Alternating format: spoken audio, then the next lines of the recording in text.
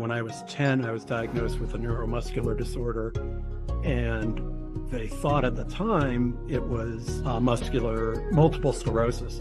Turned out to be a version of myasthenia gravis.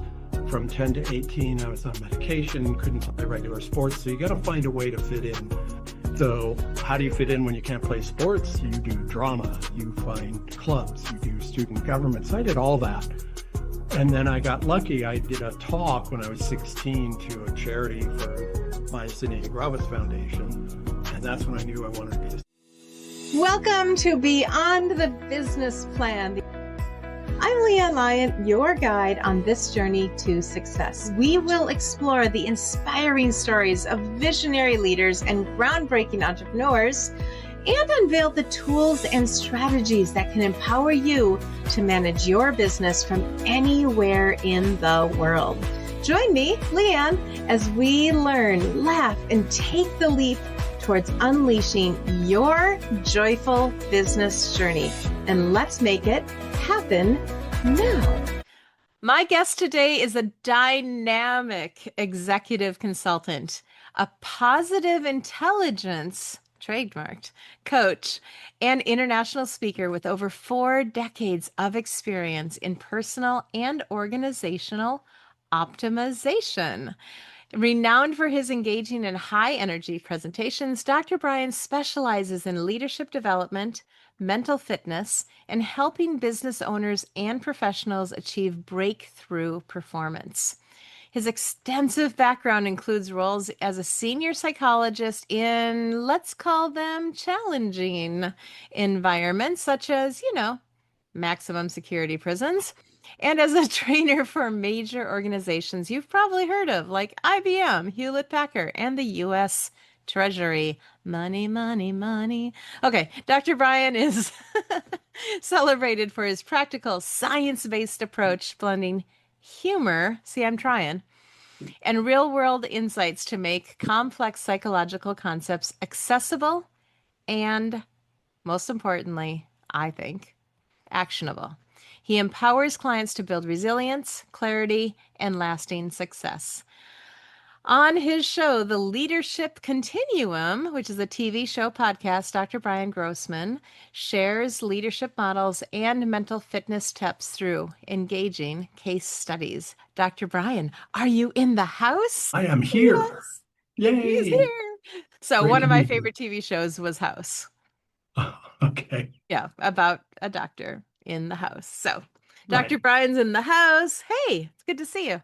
Great to see you. Thanks for having me on your show. It's a pleasure. A pleasure indeed. And we have known each other for a minute or two, but man, you've had quite the entrepreneurial journey as well. And, that introduction, did we miss anything? I don't think so. I think that was great. Thank you. So what do you do for fun, though? That wasn't in the introduction. When you're not being all cool and, reaching people behind bars. When I can, swimming is a fun activity. When we can make it to the beach, like to go there. Grew up going to the movies, so I'm a big movie guy. I use movie quotes in my training and my coaching. And I love action movies, science fiction, Marvel, DC Comics, dramas, comedies, you name it. Okay, so lots of sappy romantic things, right? I do that with my wife, yes. So, Well, good. So what's your favorite? You got to have a favorite show or two then. well, different genres. So science Okay. fiction, fantasy, Star Wars tops the list. Lord of the Rings, comedies, still love Mel Brooks, Young Frankenstein, Blazing Saddles. And recently, I can't think of a title that's most recent, but we downloaded on streaming. It finally came out for cheap prices with Kevin Kline, Dave, where he looks exactly like the president. And it's with him and Sigourney Weaver, and the president has a heart attack and is in like a coma. So they want to just substitute Dave, and Kevin Kline becomes the acting president. Nobody notices the difference because he used to go around to car dealerships and do talks, right? So it's fun. So many ways we could go from here, but we're not going there. Right. Little much, little too close. But no, all good. So I'm going to put you on the spot then. Favorite movie quote from, did you say something about one of the ones? Oh, I forgot it already. What was it? Okay, just favorite movie quote. Give me two. Two, these aren't the droids you're looking for. That's from the first Star Wars movie. And Okay. then I'll tell you a quick story. So we went to go see, I was living in Florida at the time, and we went to see the third movie of Lord of the Rings, and it was the best theater in the United States rated. They've since closed since the pandemic. It's called the Pacific Cinerama Dome. So it's the largest screen in the United States, second row balcony. So we went to see the third movie. 10 of my friends, my brothers came with their wives, and we're walking down Sunset Boulevard where the theater's located. My brother says, "Where are we going?" And I said, "We're going to Rigolito's, the mom and pop Italian restaurant." And he says, "Why are we following you? You're such a fool. You have no sense of direction. It's 20 blocks the other way." Favorite quote, again from Star Wars, is, "Who's the fool? The fool who leads or the fool who follows?" And he says, "I don't want any psychobabble and I don't want any movie quotes." I said, "Well, I got the tickets." So then I threw in The Godfather. I made you a deal you couldn't refuse. You came, you showed up, and you're following your little brother. That is awesome. And you know what? I have had the pleasure of knowing you through various business endeavors over a couple of years, I think. And you do. You have such a fun sense of humor, and you make the people around you laugh. You also have a really keen sense of getting to know people and what matters to people. You know, you often joke about jumping over to Minnesota and, captaining my boat or letting us captain you, whatever the case is. But it's because you remember, it's because you care about that. And I think that's a really important trait that you demonstrate. How important do you think that is for entrepreneurship in general? Great question. I think it's key. And I can hear in my head clients talking to me. It's like, "Well, I don't have the greatest memory," and you don't have to. So you can use all sorts of tools, your phone to keep data, your a CRM, a spreadsheet. I use this really high tech thing. It's hard to find these days, but it is, blank paper. So I'll literally take information before I'm going to interview somebody, and I'll just write it down so it's right in front of me. And, whatever tool you like, making the connections key. So having some idea, you don't have to know everything about them, but just some key things. And then one quick tip, and I'll be quiet, is, you know, for instance, for you, I would send you an email. "Hey, found this really cool article about boating near your area in Minnesota. Thought you might like it." Takes 1 minute, and I send it off. Now I do that with CEOs that I want to try to do training with. It's all about building some sort of rapport. It might take 30 touches to get somebody on the phone. However, I'll just keep going till I hear absolutely not. And then I'll wait a month and then I'll start up again anyway.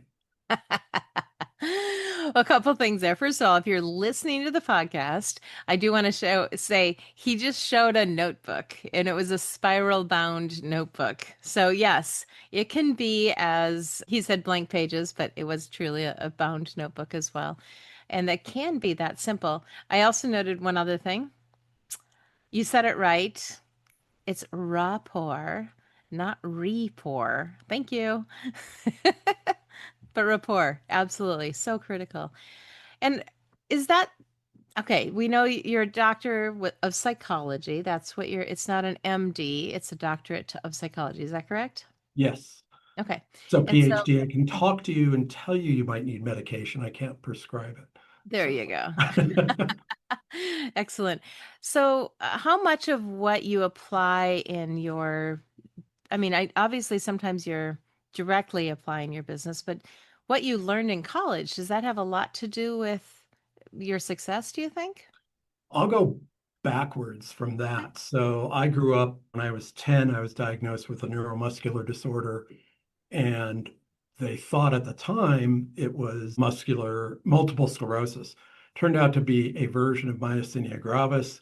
From 10 to 18, I was on medication, couldn't play regular sports. So I learned to engage people in different ways because I had I was shifted from public school because I made the cardinal sin in our family, got an F in math. I had 80 kids in my class. And then I went to a school that was 135 kids from eighth grade to senior high. So how do you fit in when you can't play sports? You do drama, you find clubs, you do student government. So I did all that.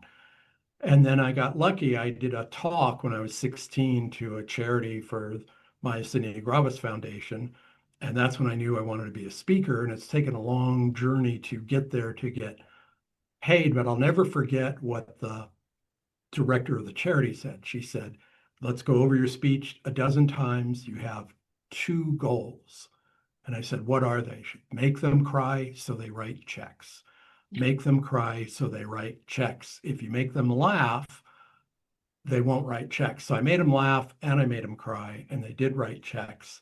And then that stuck with me. It's like when you do a talk, and I'm not saying I'm great at it every time, I don't close everybody, but I go with my strengths. So as a psychologist, it's what is LeAnn like? What is this person like? And I just watch behaviors when I'm in the room or when I'm on Zoom, I watch and I make a guess. What's their behavior or personality style?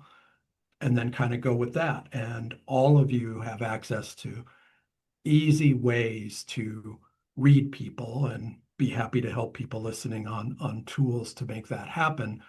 But go with what the client needs. I made mistakes when I was doing seminars, working for a seminar company, doing what I need. And when you have an audience of 100 people live, you find out real fast, I got to switch. So, but my strengths are reading people. And when we talk about laughter, not laughter to miss the point, laughter to optimize learning. Because when people are enjoying themselves, the learning sinks in. Ooh. When you're pulling people towards you, it's much harder. Okay. Well, you dropped about a dozen nuggets right there. That was amazing. One thing I appreciate about what you just shared is that not only were you sharing what's worked for you, but I think for anybody listening, especially if you're listening to a recording, rewind, listen to what he just said there, because he dropped a whole bunch of nuggets that can be applied in your business. And yes, at the end and below, wherever you find this podcast or show, you'll find his contact information. He already said, he's happy to share more of these nuggets with you. So we'll get back to that later in the show. But wow, there's a lot. I'd like to talk more about that pushing versus pulling, but let's take a really quick break and we will be right back. And I'm going to ask you about that, along with a little bit more detail about your entrepreneurship journey, because, not everybody starts out to be an entrepreneur or a speaker, and yet many of us end up there anyway. All right, we'll be right back. Hey, sales setters, are you ready to jumpstart your entrepreneurial journey or give your business a powerful refresh? Join us at the next and Restart Your Business Summit, where you'll discover the tools, strategies, and inspiration you need to thrive. Learn more at joyminder.com. That's JOYMINDER.com, and look for the Restart Your Business Summit icon. Don't miss out. Your future business awaits. And we are back with Dr. Brian Grossman. My name is LeAnn Lyon. I am the host of Beyond the Business Plan. And Dr. Brian was just talking about becoming a speaker, that he fell in love with it when he was 16 years old. But I have a quick question for you, Dr. Brian. Before 16, let's say when you were 6 or 7 or 9, did you have any inkling even back then that you liked theater or being on stage, being in front of people? Probably. I mean, the earliest memory I have of that is probably around 12 or 13. So I think earlier I was more shy and reserved. And then as my confidence grew, I mean, I'm extroverted.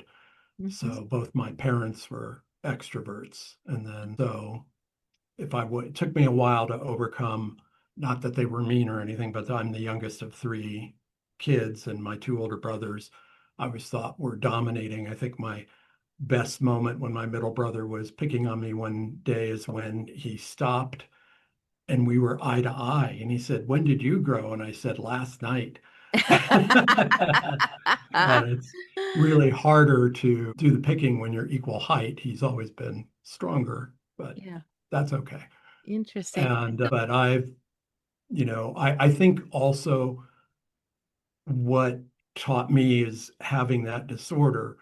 If you don't speak up with doctors, if you don't ask questions, don't get answers. And for 1,000 years, doctors have been rushed with overwork and lots of patients. Yeah. I find if you are assertive enough to ask questions, then you can do that. And then when I started going to personal development trainings and seminars, even when I was in grad school, you know, the first time I met Tony Robbins, he was part of a speaker group. We were in Miami. And anyway, I ran up on stage because he said, "Who wants this book?" And we were sitting in the front row. So it's like, don't be shy. Awesome. Very, very, very cool. I'm yeah, so I asked that question, and the question I asked you about being in theater and so forth is a little different than I usually ask the question. But I think it's also I mean, my show that I started when I first started my show, I was interviewing women, and now, I'm interviewing men and women. But I think it's a little different between men and women. You're the psychologist, you probably know this a little better. Although as a teacher, I was trained in growth and things as well. I think a lot of girls do get that innate sense of who they are potentially at a slightly younger age than boys. In terms of a lot of women I talked to played school or played house or played office or did things that really clued into where they are now as adults very happy. You're for anybody listening, Brian is emphatically nodding at me while I'm talking right now. So he has something to say here, and I'm waiting to hear it too. What is the difference? Where is the sweet age, do you think, for boys when you start to come of age towards those giftings, those longings inside of who you really are? I think boys start really finding out who they are and what they want to be doing probably around 14, 15. Now, of course, there's differences. It's not all or nothing. However, we've known forever girls mature faster than boys. And, while you were talking, I was nodding my head. Before we end the show, I will think of the movie where one of the moms is talking to her daughter and says, "Don't worry, boys are stupid. They don't know what they're doing till they're 15 or 16. So you're always going to be smarter and ahead of the game."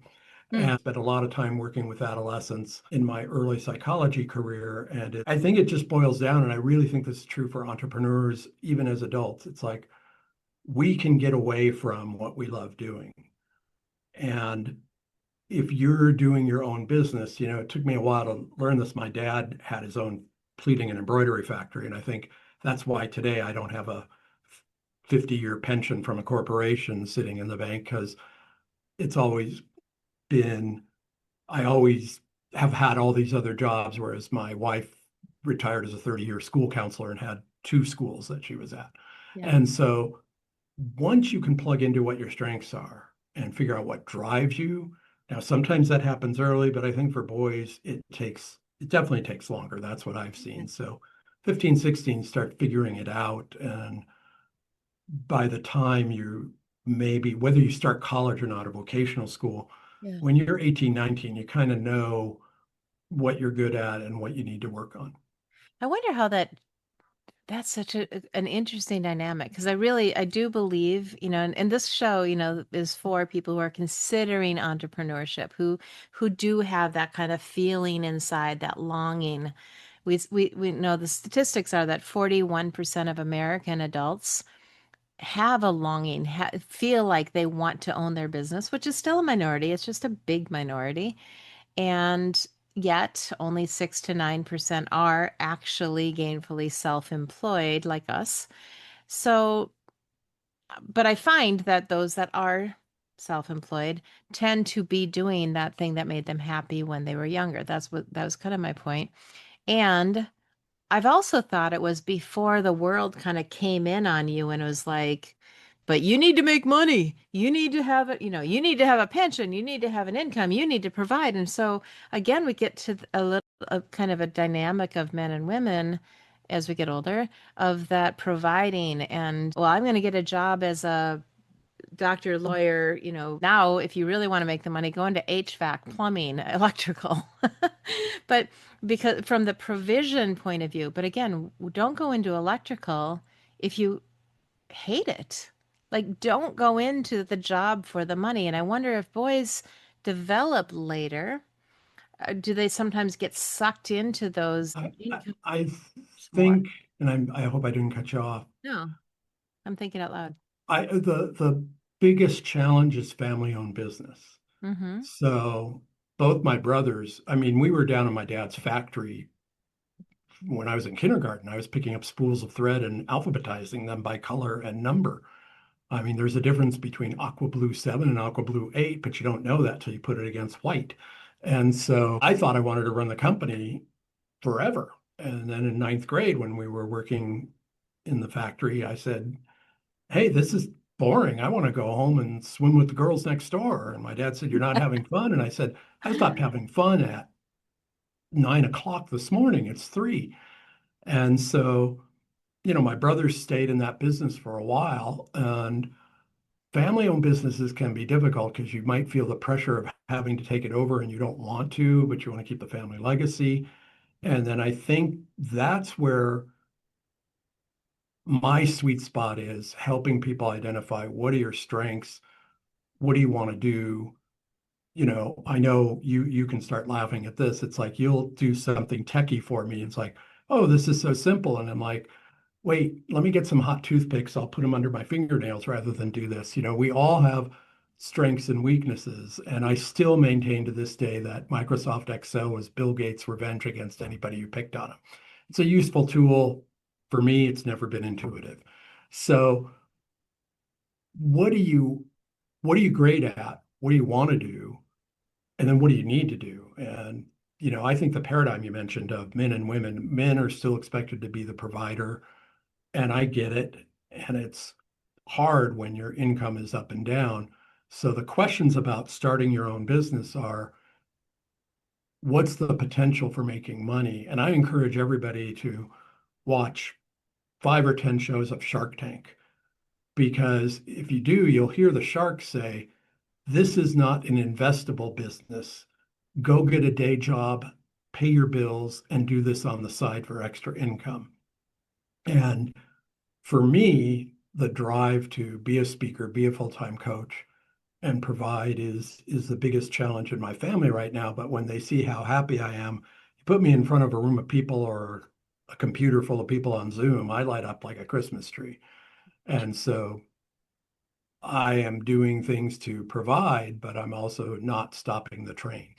So I think for people wanting to do that, and I'll be quiet because I said a lot there. So No, that's good. Is that so? Tell me, we mentioned in the introduction, you're a positive intelligence coach. Is that related to what you're talking about? yes, so I help you positive intelligence. I read the book years ago, and then the creator Shazad Shamin started a coaching program where you can get certified. So I'm just about to finish that. And then my best experience in psychology was my postdoc internship working with kids who were testing at genius level, but bringing home D's and F's. Not the biggest sin, but when you're in Rockville, Maryland, and you're a congressman's kids, what I learned is, wow, kids who learn early, I can't achieve what my parents are doing, get crushed. Mm, And so when I say self-esteem, do you love and like yourself? And then self-confidence, can you do what this skill requires? And if not, what other skills are you great at? And when we tapped into kids' strengths, it took off. And that's been my whole framework, where positive intelligence, saboteurs, I scored really high, 10 out of 10. Controller, do it my way. mm, Hypervigilant, not only do it my way, but do it specifically my way. Like LeAnn, move your shoulders so they're even. That's it. Sit back, right? And it's like driving people crazy. But then I was also high on pleaser. So I was helping everybody, whether they wanted it or not. Didn't know that I was upsetting them. And I was angry because nobody was asking me what I wanted. Well, I wasn't communicating that. And when I shifted how I communicated what I want and let go of the control, and those of you who are listening, if you know your controller, LeAnn will give you a way to contact me. You can take a free assessment, no obligation for anything. But when you see this clearly, Yeah. I mean, I made a shift and it helped my communication with my wife, my family, my stepdaughter, my grandkids. And, I'm a PhD and it's like, how do you not know how to communicate? Stuff happens and we get caught up in stress. And we can talk about that in a few minutes. It's remarkable how we ignore stress signals, I think. And then when you become aware of these things, it's like preparing for this. It's like I don't wing it. And those of you who want to be a speaker or a coach, you'll hear very famous, oh, I'm winging it. Don't believe that for a nanosecond. They over prepare always. And so I looked at my notes. What are LeAnn and I going to talk about? And yes, I have a lot of stuff in my head, but be prepared is the best tool you can have for anything. There's so many things that have overlapped in this conversation already today. I was also a middle school math teacher, so I worked with middle You're schoolers. the one who failed me. Oh, no. Yeah, I loved working with middle schoolers. Absolutely. And, people say that up in heaven, the saints will be behind me for that. But, I also was part of a family business, a family-owned business, and we raised our kids in the manufacturing plant. They learned how to staple things and quality check things and, make sure that things were done. And they also thought that it would be a legacy business. And when it turned out it wouldn't be, it was crushing to find that out for us and less so for them because I think at that point they'd moved on. The other thing is that, I told them, hey, here's two career paths you can just hop over because I tried them and you won't like them. One was becoming a teacher. So my oldest became a teacher. And one was going into hospitality, and the youngest is still in and got a degree in hospitality. And I think there's to some degree that's a mother-daughter, resistance. You say no and I say go. In entrepreneurship I just found those overlaps were fun. But really what you're saying is that communication is so big. It's so imperative. If you have any kind of business, you have to communicate. You don't have to be on a stage like Dr. Brian and I enjoy, but you do have to communicate with your clients, potentially with the staff or a VA, a virtual assistant, or an accountant, whoever it is. If you're not communicating clearly, you're going to have problems for sure. Yeah. And if you ask yourself, I'm going to have a VA or I'm running my own business, I'm bringing somebody else in to help. The first question is, are you bringing somebody in to help you with your weaknesses? I think that's key. And then, as you said, communication, absolutely, positively define their role clearly, clearly. And it will evolve and it will change as you begin working together and knowing each other's strengths and weaknesses. Yet the more clarity you bring, literally the better job description, the better rules, not to be a micromanager, the better anybody you bring into the business will have. Because once you have clarity of role, it becomes easier. And it sounds easy to do. In real life, not so much. I mean, my favorite comedian, Louis Black, opened a show one night and he said, milk, is it good or bad for you? And the whole theater was silent. And he said, told you, nobody knows. Sometimes it's good, sometimes it's not. He said, so that's what's wrong with our country. We got to have clear definitions of things. So, Well, there you go. anyway, it was fun. Absolutely. Very fun. Very fun indeed. Wow. So you grew up in an entrepreneurial family. I did not. Making the jump to entrepreneurship, even making the jump out of a steady job into sales for me was a leap. But for you, it was something you kind of grew up with. Did you always kind of, I mean, even though you worked in schools, you worked in the prison system. We didn't even touch on that yet. But at what point did you just say, I'm done. I want to work for myself. I'm done with the W-2? And what made that decision for you? I think when things were out of my control completely. Two places I worked at closed. They were, mental health clinics, substance abuse. And then I was working as a contractor doing therapy at a prison and got sent home with COVID. And then they changed their model.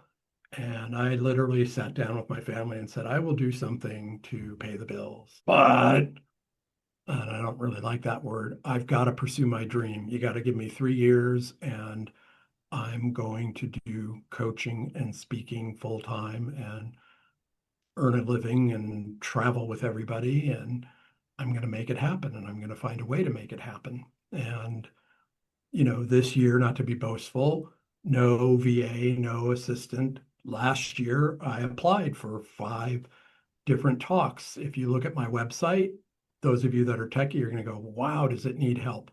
However, my personality comes through. And when I talked to the event planner, I went through the next step and I have 4 paid talks coming up starting in August.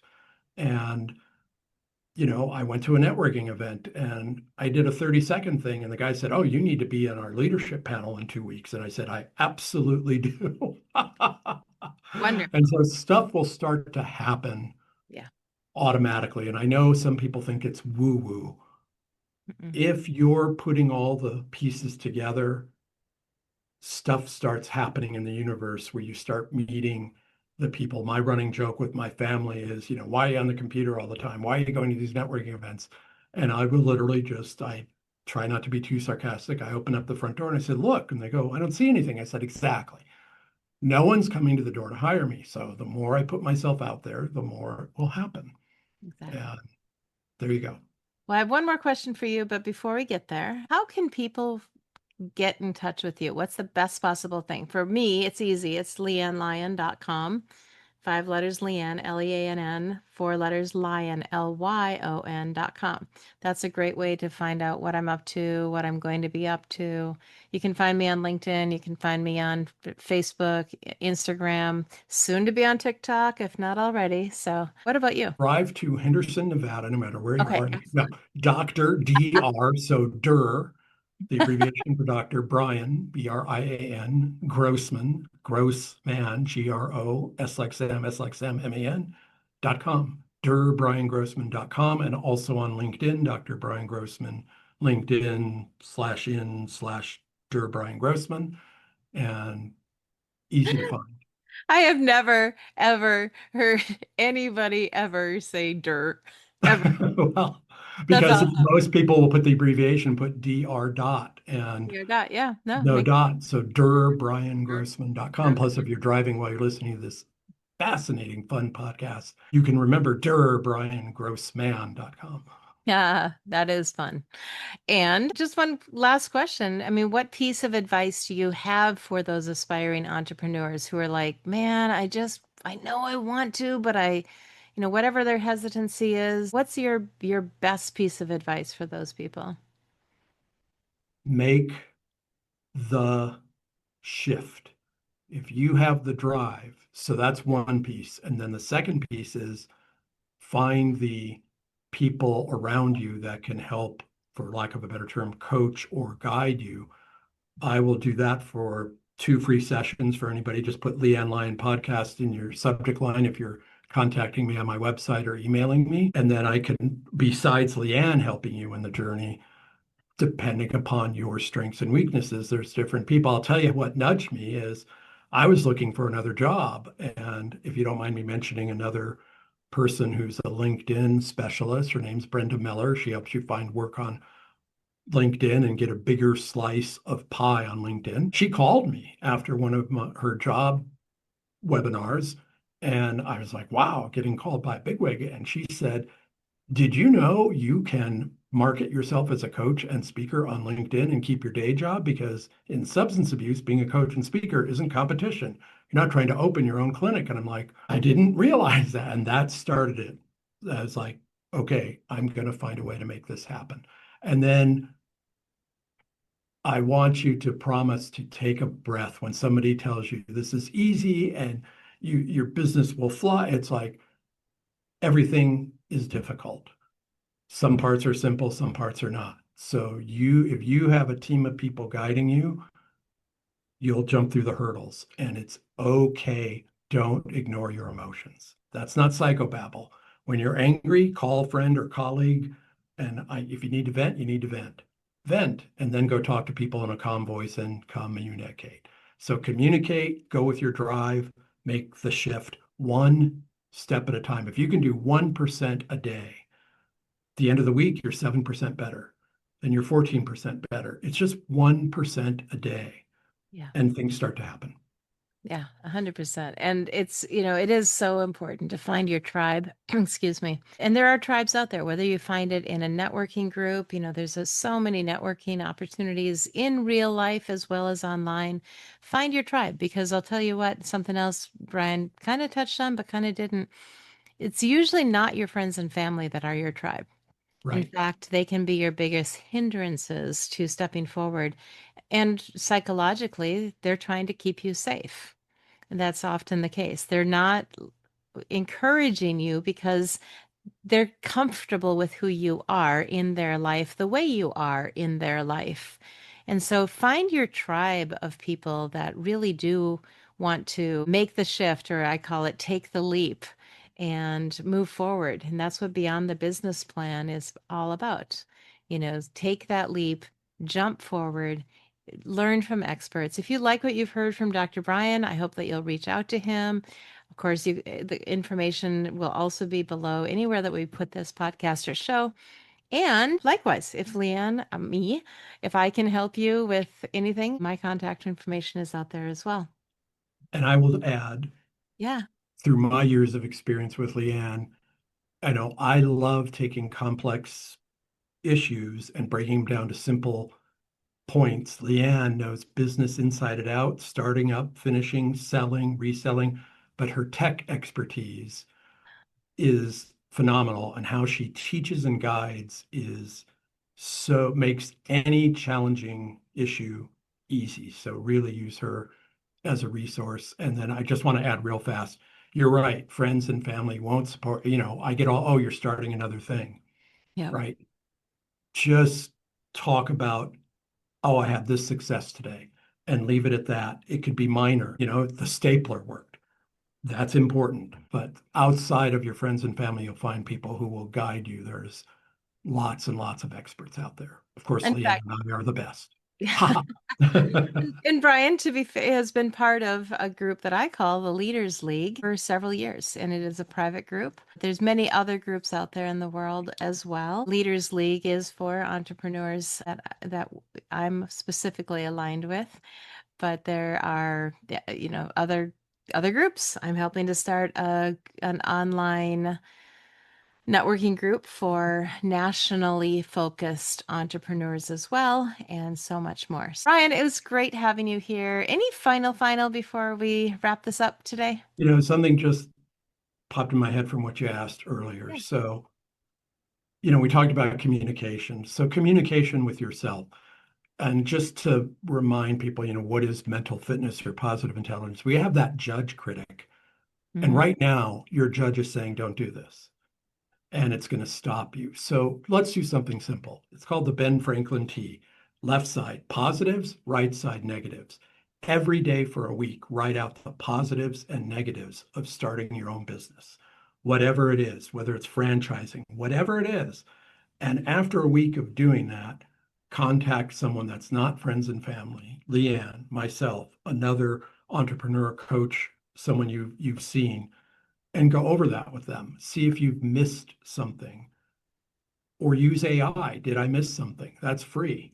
And you will be told, yeah, this is something you need. And then you'll know this is for me or this is not for me. And, I thought I wanted to own a print shop franchise. And then I looked at, the fun part is you make these cool things for the LA Lakers and Dodgers. The uncool thing is, how do you fix the machine? And I am not mechanical. So when you're the owner, you need to know how to fix what you're doing. So I can fix how I communicate, talk, and look. I can't fix a print machine. Well, there you go. It is so important. Dig into it. I love AI, and like Brian said, I am a fairly techie person despite a little bit of gray hair.